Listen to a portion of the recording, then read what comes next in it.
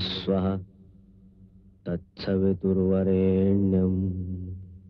भर्गो देवस्य धीमहि धियो यो नः प्रचोदयात्। सुख आणिक दुःख यांना सांधते आहे, जीवनाशी ती कधीची भांडते आहे।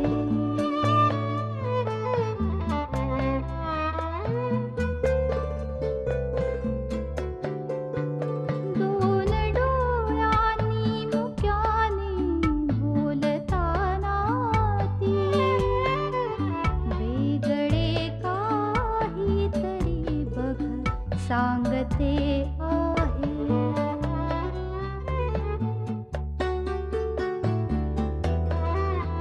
जीवनाचे एक गाणे गात जाताना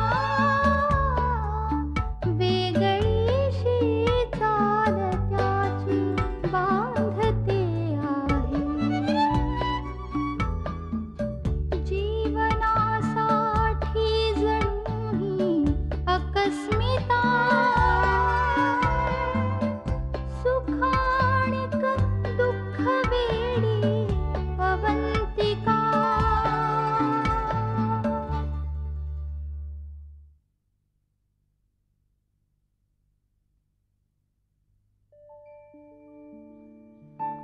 अवंतिका, हे सगळ्यात चांगलं झालं. आता खरं काय ते कळ. हो, पण मला अजूनही मनातनं धास्ती वाटतेय की हे जागीरदार लोक त्या डॉक्टरला परत नाही नाही नाही, त्यांच्याविषयी तू खात्री बाळ. जगात सगळीच माणसं विकली नाही जात ग. पण आज एक गोष्ट खूप चांगली झाली, त्या डॉक्टर परांजपेंचं पितळ तू उघडं पाडलंस. नाही तर हे लोक मला वेडे ठरवूनच राहिले असते.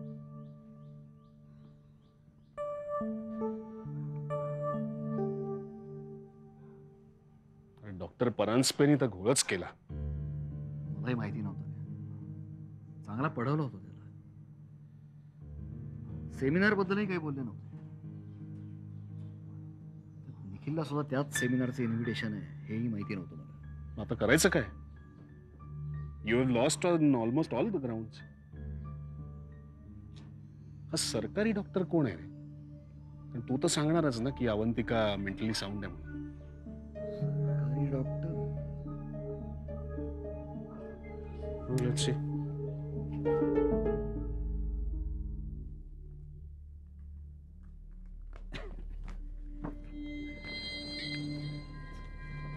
मॅडम, जरा काम होतं तुमच्याकडे. बोला. काही नाही, माझ्या घरी मी पार्टी ठेवलेली आहे आपल्याच ऑफिसमधल्या काही लोकांसाठी. हा, एमडी साहेब सुद्धा येणार आहेत. हां, कशा प्रित्यर्थ? नाही, आपलं सहजच असं वर्षातनं आधनमधनं मी पार्टी ठेवतो. तुम्ही ठेवत जा ना. म्हणजे काय असतं, बरं असतं जरा वरिष्ठ लोकांबरोबर PR राहतो आणि प्रमोशनच्या दृष्टीने बरं असतं नाही का. तेव्हा याल ना प्लीज. नाही म्हणजे तुम्ही म्हणजे तुम्हाला दोघांना माझी अशी कळकळीची विनंती आहे, प्लीज या. आम्ही कळवू तुम्हाला. प्लीज. थँक्यू.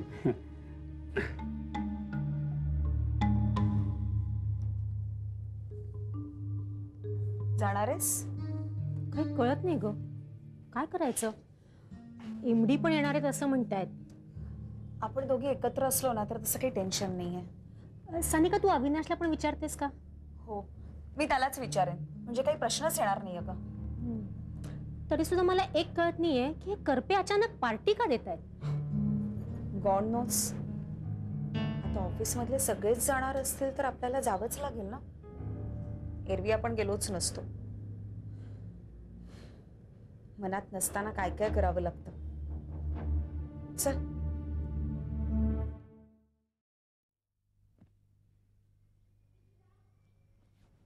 अनिता, तू काय काय आणायचं सांगत होतीस मला मंडई मधनं?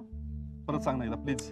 तर एवढा वेळ घोकत बसण्यापेक्षा कागदावर उतरवून नाही का काढायचं? अगं, मी शोधत होतो कागद, पण आपल्या घरामध्ये मला कागद आणि पेन अजिबात सापडला नाही. एवढी 3 मुलं आहेत. सांग ना प्लीज. मी शेवटचं सांगणार आहे, मी परत सांगणार नाही. माचीसचं बंडल घेऊन ये, उदबत्त्या, मेणबत्त्या आणि फेविकॉल. ठीक. आणि हो, शौनकचे पोस्टर कलर संपलेत, पण नको, मीच घेऊन. अगं माझ्या राहील ना लक्षात, मी आणीन ना. अरे तसं नाही, मी त्यांच्या टीचरांना भेटते, त्यांना विचारते ना आणखीन काय काय आणायचंय, सगळं एकदमच घेऊन येईन. अनिता, त्या शौनकच्या त्या चित्रकला स्पर्धेबद्दल काय म्हटलं का त्या? अरे हा, ती ना आंतरराष्ट्रीय स्पर्धा आहे आणि जर त्याचं चित्र सिलेक्ट झालं तर ते डायरेक्ट स्पेनच्या एक्झिबिशन मध्ये जाईल. स्पेनच्या?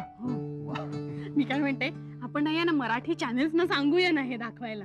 हा जसं शौनक चित्र काढतोय आणि अनिता आणि मी आपण दोघं मागे उभे आहोत, असंच ना? जरा स्वप्नातनं जाग्या व्हा, अजून निकाल लागायचा स्पर्धेचा. निकाल लागलाय. मग शौनकनी चित्र काढलं ना तेव्हाच निकाल लागलाय. अरे इतकं सुंदर चित्र काढलंय सांगू, टीचरांनी परमिशन दिली नाही, नाहीतर मी तुला दाखवायला आणणार होते घरी. काय काढलं का त्यांनी ना पेपरवर असा एक रंगीबेरंगी पक्षी आकाशात उडताना दाखवलाय आणि एक लहान मुलगा आपल्या आईला बोट धरून तो पक्षी दाखवतोय. असं काढलंय त्यांनी? टीचर म्हणाल्या ना की तुमचा मुलगा आई आणि मुलगा या कन्सेप्टवर खूप विचार करतो आणि त्याला जे बोलून दाखवता येत नाही ना तो ते त्याच्या चित्रातून दाखवतो. आणि आईचं चित्र असलं ना की माझ्यासारखं काढतो. त्याच्या मनात सुद्धा हेच असेल. तुला सांगते, शौनकला नक्की बक्षीस मिळणार बघ याच्यात. खरंच मिळेल. आई आता बरं वाटेल ना? तुम्ही आराम करता का थोडा? खूप आगाग होतीये का? बरं वाटेल पण आता. मावशी, माय गॉड, कसा भाजला हो हात एवढा? तुला कसं कळलं? आई, निखिल भाऊजींनी सांगितलं असेल ना फोन करून. पण कसा भाजला ते नाही सांगितलं का? नसते भोग आहे केक. अगं किचनमध्ये हीटर ऑन करून ठेवला, मी स्वतःच केला आणि मीच विसरली. आणि नंतर पालक धुवायला म्हणून नळ सोडला तर. आई ग, खूप त्रास होत असेल ना? नाही अगं, तू करतेस तितका नाही झाला. अगं चहा कॉफी काही विचारशील की नाही तिला? आई, ती काय पाहुणी आहे का आपल्या घरातली? तुम्ही बघितलं नाहीत का तुमचा हात भाजल्यावर लगेच बघायला आली ती? अवंतिका, चहा देऊ का कॉफी देऊ? नाही, मी जेवायलाच आली. बरं केलंस ग जेवायला आलीस ते. आता मला सांग, तुला जेवणात काय आवडतं? आई, माझं सुद्धा इतके लाड नाही केले तो कधी. मला सांगतेस तू? तुझे सगळे अल्बम घेऊन ये आणि मग बोल. काय अवंतिका, हिचा नवरा वकील आहे ना, त्यामुळे तिला पुरावे देऊन सिद्ध करावं लागतं सगळं. मी काही मदत करू का तुला? अचानक एक जण वाढलं की तारांबळ उडते ना. नाही अगं, आता एक जण कुठे, दोघं जण वाढतील ना आता. दोघं कोण? अमोल येणार आहे का घरी जेवायला? नाही नाही, अवंतिका आली आहे म्हणल्यावरती निखिल पण जेवायला येईल ना आता.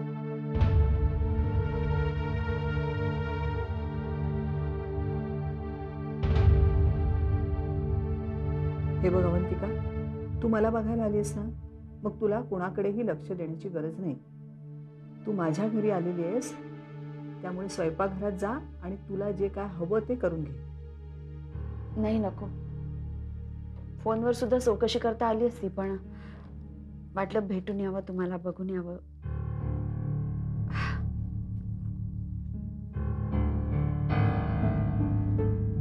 चालायचंच ग, तू लक्ष देऊ नकोस. हे बघ, आज जा पटकन काय करायचंय ते बघ. तुला खीर आवडते का? फ्रीजमध्ये खीर आहे, ती काढून घे, खूप छान झाली. आणि हे बघ, तुला जी भाजी आवडते ती भाजी कर, तुला आवडेल तशी. मला तुझ्या हातची भाजी खायची आहे. चल उठ, जा बघ पटकन. अगं मला भूक लागली आहे, मी थांबणार आहे तुझ्यासाठी जेवायला.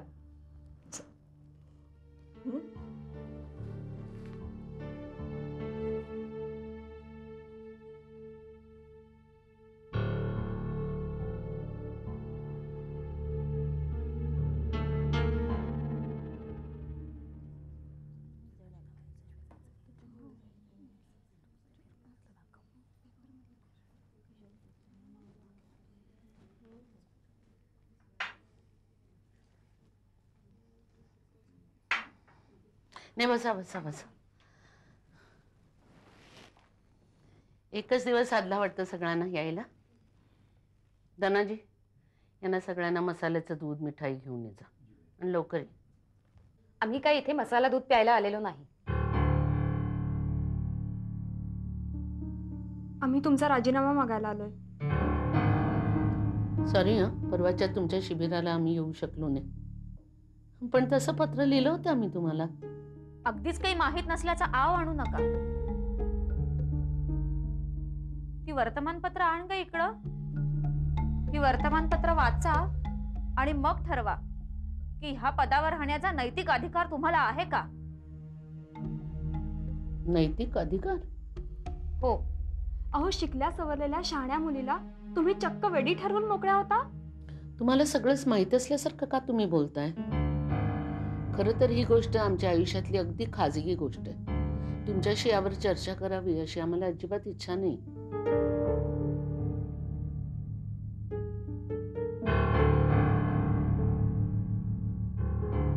तरी सुद्धा आपण एका ध्येयाने एकत्र आल्यामुळे आम्ही तुम्हाला सांगतो.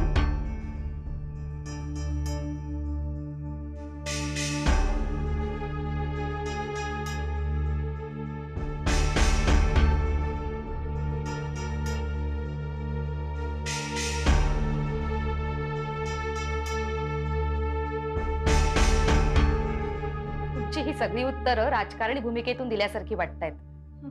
आणि सगळं ठरवूनच ठेवलेलं दिसतंय. तुमच्यासारख्या बायकांनी जर आमचं नेतेपद सांभाळलं तर आदर्श उरला कुठला. ठीक आहे, आम्ही राजीनामाच द्यावा असं तुम्हाला वाटतंय ना, आम्ही देऊ राजीनामा. आम्हाला काही समाजकार्यच करायचंय, त्यासाठी आम्हाला काही पदाची गरज नाही. पण आमच्यावरचा आरोप तरी सिद्ध होऊ द्या. मग तुम्ही असं सिद्ध करून दाखवा की तुमचे आणि अवंतिकाबाईंचे संबंध सलोख्याचे होते आणि तुम्ही त्यांच्यावर कुठलेही असे आरोप केलेले नाहीत बिनबुडाचे. पती पत्नीमध्ये जो काही बेबनाव झाला त्याला आम्ही जबाबदार नाही, पण अवंतिका एक सून म्हणून नेहमी आमच्याशी आदराने वागल्या आणि आम्ही सुद्धा त्यांच्याशी. तुम्हाला पुरावाच हवा असेल तर हे बघा, आम्ही हॉस्पिटलमध्ये असताना त्यांनी आम्हाला लिहिलेले पत्र आहे.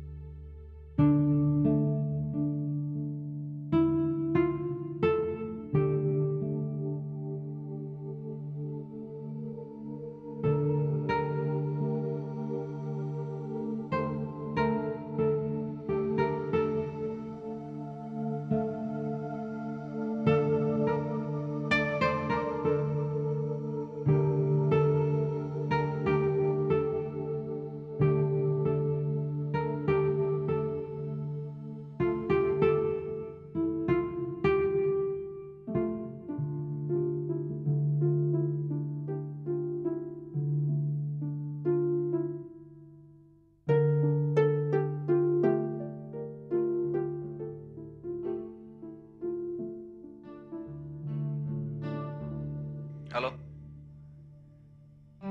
कुठे आहे सलील? का? कुठेही असेल मी, तुझा काय संबंध? तू बसली असशील ना मस्तपैकी घरी आरामात. मी इकडे आपलं सामानाचं शिफ्टिंग करतोय, हमाली करतोय हमाली. पुढचे 4 दिवस नुसते सामान जे कोंबले ना घरामध्ये ते लावण्यात जातील. एकट्यानेच केलं सगळं? सलील, म्हणून म्हणत होते इथे ये ना. कुठे? अरे आपल्या घरी. आपलं? ते आई बाबांचं घर आहे. सलील, आई बाबा कुणाचे आहेत? म्हणून काय घर आपलं होत नाही. म्हणून दर महिन्याला भाडं भरून ते घर आपलं होणार आहे का? नाही सलील, मला माझ्या बाळाला हक्काचं घर हवंय रे, ज्यावर आईबाबांच्या आशीर्वादाचं छत्र असेल. हे बघ रीमा, हे सगळे खूप आदर्श विचार झाले. अरे पण चुकीचं नाही आहेत ना रे. त्या रास्ता पेठेतल्या तात्पुरत्या पत्त्यावर कुणीतरी चुकून पत्र पाठवलेलं मिळेल, पण माणसं सुद्धा पोचतील. त्यांना कोणी अडवलं नाहीये. सलील, तुला सुद्धा कुणी अडवलं नाहीये रे. हे घर तुझी वाट पाहतंय. रीमा, तसंच मी सुद्धा तुझी आपल्या घरी वाट बघतोय. तुझ्याशिवाय आपलं घर अपूर्णच आहे. सलील, तुला खरं सांगू, आता या क्षणी मला असं वाटतंय की तुला भेटावं. तुला खरं सांगू सलील, आज पहिल्यांदा मला आपल्या बाळाची हालचाल जाणवली रे. पहिल्यांदा मी घाबरलेच, पण नंतर लक्षात आलं की तो आतून आता माझ्याशी बोलायला लागला. मला जाणवलेले आपल्या बाळाचे पहिले बोल मला आता या क्षणी तुला सांगावेसे वाटतात. अगं मग ये ना. आता एवढ्या रात्री एकटी झाली? अगं मग निदान दरवाजा तरी उघड. दरवाजापर्यंत येशील की नाही?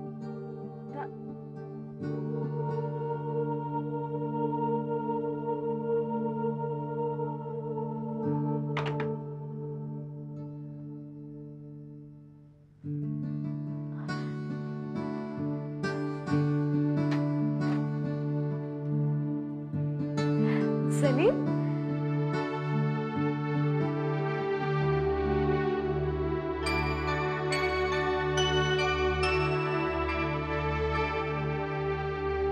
बोल भावना. हो वाचले ना, सगळे पेपर वाचले. हो, त्यातला सगळा मजकूर वाचला. इथून तिथून सगळे एकच. भावना, मी आता फोन ठेवू का? अगदी वीट आलंय तेच बोलून. बाहेर तोंड दाखवायला सुद्धा आता जागा उरलेली नाही. हो.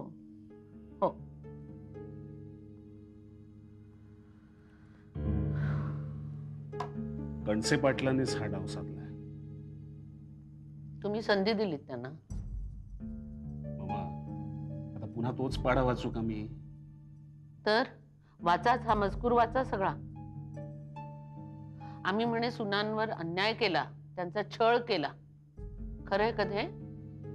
मी असं बोललोय का मामा?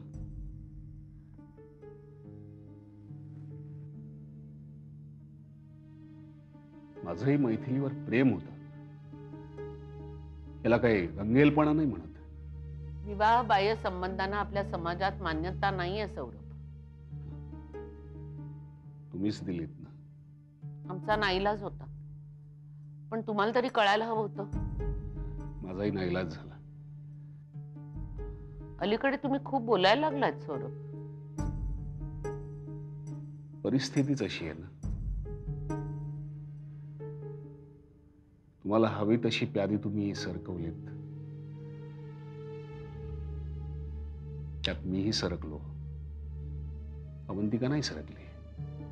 सगळा दोष आमच्यावर टाकून तुम्ही निर्दोष ठरू शकत नाही. आम्हा तसा माझा प्रयत्नही नाहीये, पण तुम्ही जो सूर लावलाय तो मला खटकला.